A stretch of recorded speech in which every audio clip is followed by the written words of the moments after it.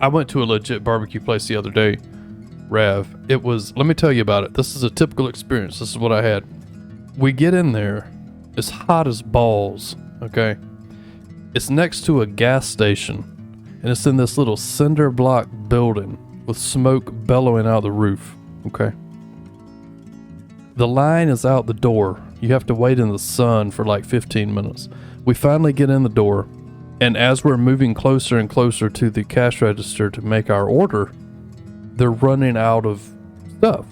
We're out of ribs, we're out of this, we're out of that. Yeah, fine, that's typical. So we finally get up to place our order, and we order what we can order, and fine, we pay cash only. And then we go sit outside. Now outside, it's asphalt with a bunch of wooden picnic tables. Half of them have like a umbrella to keep the sun off, but it's got holes in the umbrella.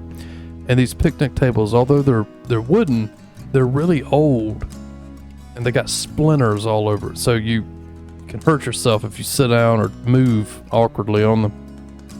Anyway, we wait out there in the baking heat, and they bring your food out, and it comes out in this plastic bag, like a Piggly Wiggly bag. You take it out, and it's in one of those 3-compartment styrofoam things, and you open it up, and you see a piece of light bread, and under that you got a piece of wax paper. So you take that off, and then you put that on the top of the opening, like where you open it up. You put that on the lid, and of course it's covered with condensation, so it soaks through and your bread gets soggy. Anyway, and under there you got I ordered baked beans, coleslaw, and brisket.